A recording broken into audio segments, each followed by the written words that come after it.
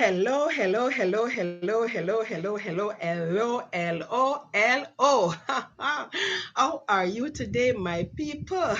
How are you today? It is Wednesday. Can you believe it? It's already the middle of the week, and almost the end of the month. Yeah, it's the 27th day of May 2020. Yes, and you are watching Omega Live with JJ, Woman Without Borders. I am so happy to see you out there watching this program today. Thank you so much for spending some time with me today. I really appreciate it. I do not take it for granted, guys. Believe me, I really appreciate you tuning in to watch Omega Live with JJ. Awesome. Guys, remember to share the link because knowledge is nothing if kept to yourself, right? We are all students of knowledge, and so we have to share knowledge, right, with those around us. My people are destroyed for lack of knowledge, is what the Lord said, huh? Absolutely. And so today I have a great program for you guys, not a long program at all. Not like yesterday. Yesterday was a bit long because it was in two sections, right? I had to do a playlist with yesterday because while I was going so fine, right, the feed fell, and so I had to start again, right? But I'm happy that I was able, and I must apologize, guys. It had an abrupt ending the second time when the feed fell. I could not get back on. This time it was not Flow. This time it was YouTube. YouTube was having some issues. I don't know what was going on with YouTube yesterday, but I could not broadcast after the second fall, no matter what how I tried. So I was like, you know what, you know me already. I say, right, every disappointment is God's appointment. So I don't even worry about it. I hope you're not worrying about it either. That's how we have to live, guys. Absolutely. Otherwise, we will stress ourselves out for nothing at all, huh? Absolutely. Yes. So I thank you again and welcome again. And of course, you guys, if it's your first time, welcome to Omega Live. Okay. I am so happy to have you. Thank you for being with me. And if you have not yet subscribed, remember to subscribe. Okay. And press the notification bell. Absolutely. So you know this spiel by now, guys. I give you the news and then I give you my commentary on it, right? And my 2 cents.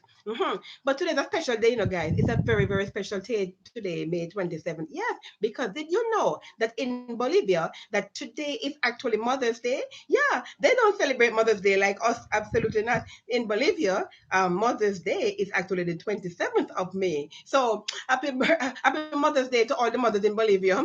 This is a worldwide program, guys, right? Once it's on YouTube, the potential is there for anybody in the world to watch it. Absolutely. So happy Mother's Day to all the mothers in Bolivia. And also, it is Children's Day in Nigeria. Yes, happy Children's Day to all our lovely children there out there in Nigeria, Africa. Absolutely, absolutely. And taking it closer home, guys, today is also Pray for the Children Day in Jamaica. Yes, right? What we're celebrating Child's Month, right? And it is winding down, guys. By Sunday, Child's Month would have been over, right? And in the midst of child month, we've had so many children who have been missing and so many children who have been abused in every aspect of the word that you can think of, guys. And we are saying we are not supposed to be doing that to our children. We need to love upon our children, right? Treat our children, right? They are the future, guys. You cannot want a future that is filled with love and compassion and goodness, and you don't treat your children well. Remember, right? That whatever goes around comes back around, and children live what they learn. You know that, right? Absolutely. We also know that hurting people hurt people, right? Absolutely. So if you ill treat your child, what do you think is going to happen tomorrow? What kind of future are you creating? Many of the people today are the guys, both men and women, who are abusing others. Do you know why? Many of them were abused themselves as children. Absolutely. And that's what happened. And they turn around, right? They say misery loves company. Absolutely. And that's what is happening with our society today. So if you want to correct, right, society and have a better future, then you need to start now by treating your children the way you want to see the future. Because whatever you do to your child today and to the children of today is going to determine the adults of tomorrow. Absolutely. Okay. So let us love upon our children and pray for our children.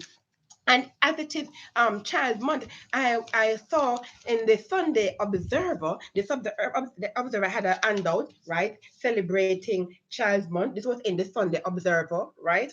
It's a wonderful read. They have all these wonderful things in there dedicated to our children. It was all dedicated to our children. But I am just gonna, because because we're winding down with children, Child Month, guys, and today is actually Pray for the Children Day. I'm just going to read a little excerpt, not much of it, because why do they have to make these prints in the paper so small, by the way? Hmm? You know, can I tell you something? Since I turned 40 and my eyesight started to deteriorate, is when I realized how fine the print in the paper is, you know. Yes, and even with reading glasses on, I still sometimes can't read the print. They need to make the print bigger, don't it? Yeah. Give me a thumbs up if you agree with me that they should make the print big, because guess what, guys? Young people have no problem in reading fine print, yes. But we're not only catering for the young people, are we? Yes, we love our young people. We're catering for everybody. And persons over 40, right, and even some under, are having problems with their eyesight. They can't see as well as they used to see. And so we have to make the prints bigger for the majority of the population, which is not children. No, not at all. Yeah. So, anyways, I'm gonna try to read the little excerpt for you of the message. The message was from the chief executive officer for the Child Protection and Family Services Agency. They used to call it back in the day CDA, you know, the Child Development Agency, but the name was changed, and now it's called the Child Protection and Family Services Agency, the CPFSA. Okay, so they have joined forces with the National Child Month Committee and other partners in celebrating, okay, Child Month. And the theme for Child Month, guys, is unplug negativity, connect positivity. Think, okay? We want to unplug negativity, right? We want to connect positivity. Yeah, it's not about positivity. No, we don't deal with negativity. Yeah, we know there are negative things out there, but we do not harbor that, right? Absolutely not. And think, think on these things. Think on whatever things are pure, whatever things are lovely, whatever things are of good report, right? Those are what we're supposed to think on. Yeah.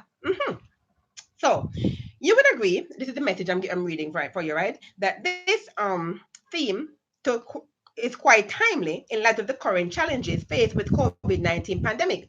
Globally, our children are trying to cope with the new normal of social distancing and connecting with family and friends digitally. Yeah. The living spaces of many of our homes have become the new classroom for our children who are now engaged in distance learning, and hand washing has become the most important ritual in homes worldwide.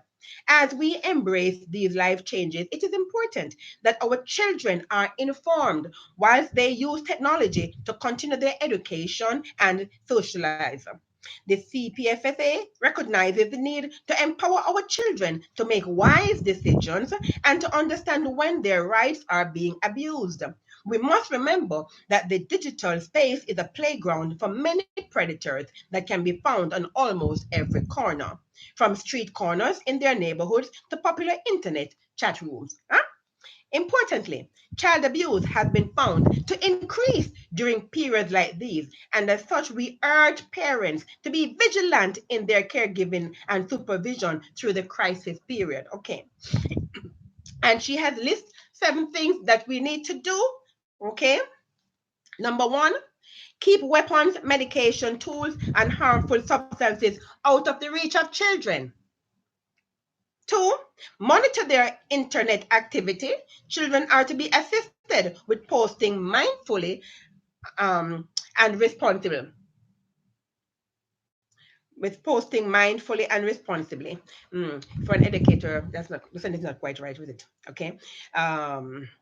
Anyways, the idea is to monitor the internet activity of your children, right? You must be mindful, right, and responsible is the point.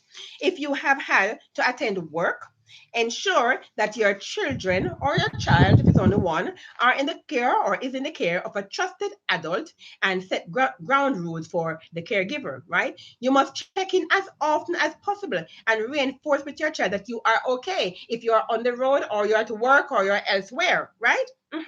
You must be in tune with updates about the virus and use the time to explain to your child or children how the new measures will impact him or her, yeah, or them. If you have a child who has a special need, and we have so much neglected our children who have special needs, don't we? Okay. We must pay attention to their attitude. They may get fussy, a change in appetite, and other triggers, right? So we have to be very mindful that children feed off our energy also, guys. And so if you are at home and if you are stressed, it will have a negative impact on your child. And if the child has a disability or is a special needs child, right, then that child is going to quote unquote act up or act out. Absolutely. I was at a supermarket recently and I saw a special needs child and the parent, and she was hitting that child, right? And the point is, I'm not saying you can't hit your child, because we do know we spare not the rod and spoil the child, but we do not abuse our children. And especially if it's a special needs child, most often than not, when they're acting out, it's based on our energy that they're feeding off. So you got to understand your child and get to understand, what is going on. Why are they acting out? Before you raise your hand to hit your child. Yeah. I have never put my hand on my child, never ever hit him in once in his entire life, never. Other persons have, yes, but myself, I've never ever hit my child, okay? Because I don't personally believe that a child needs to be hit, because they are, as far as I'm concerned, if you raise them right, they will have the intelligence to understand that if you hit them, or if they do something they're not supposed to do, they can get a spanking or a flogging, you understand? And usually children, they're smart enough to know I do not want to be spanked or flogged, so I'm not going to do it, right? And if they do it, they might do it behind your back because they're children, but in front of you, no. Yeah. Okay. But of course, like I said, to each his own. I'm not telling you how to raise your child. I am just informing you that it is not a good thing, right, for you to physically abuse your child. It's never a good thing. You're going to raise a monster for an adult, right? Or some other, miscreant, right? Uh-huh. Okay. And number 7, okay, that she's recommending, since our children are now using new media channels for classes, we must encourage them and help them to create structure. Yeah? Mm-hmm. Child protection is everyone's business. The future of our children depends on us. Let us stand up for the rights and protection of all our children. God bless our children and families. Of course, it's much longer than that. I just gave a summary. Right. I can't take up much more of my time, but you got the picture, right, guys? Absolutely. It's Child Month, and not only in the month of May when it's Child Month must we protect our children, but we must protect our children all the time, of course, right? Child Month being designated as Child Month, we use the month to actually do something extra, right? Extra special for our children. And let's pray for our children, guys. Let's pray for them today and every day. Absolutely. Okay. So, a little difference there, right? So let me go into the news. Okay, so Jamaica now has 564 confirmed cases of the coronavirus disease COVID-19, according to the Prime Minister, the Honorable Andrew Holness. Sorry, that was a period. The Prime Minister made the announcement at the press briefing held yesterday, that is May 26, 2020. Every week the Prime Minister has his press briefing on a Monday, but I guess because yesterday it was a holiday, Monday was a holiday, he ended up doing it on Tuesday. Okay, so of the 8 new cases that we have had since I last spoke with you, it's 1 female, right, a contact of a confirmed case, and 7 males, and they are from the Adventure of the Seas cruise ship. Guys, you see the numbers going up there. So now we have 19, guys, confirmed cases of the coronavirus disease, COVID-19, aboard the Adventure of the Seas that is supposed to be COVID-19 free. You see why we have to test, guys? Meanwhile, Jamaica recorded its highest number of recoveries in a 24-hour period, with 29 patients being sent home after testing negative for the COVID-19. So you know by now, guys, that in every 48-hour period, 2 tests are administered, right? So if the tests come back negative twice in a 48-hour period, then you are considered COVID-19 free. Absolutely. That's what happened to these 29 persons, and they were sent home. Oh, welcome home. And according to the Minister of Health and Wellness, the Honorable Dr. Christopher Tufton, the Health Ministry can confirm that there is a confirmed case of COVID-19 at the St. Anne Infirmary. Yes, you would have heard that, guys. The individual is a male who is currently asymptomatic. That means he has no symptoms, right? He is in isolation. He's on the government quarantine, right? And when I give you my big numbers, it will be one of those numbers, right? He is in government quarantine, having tested positive for COVID-19.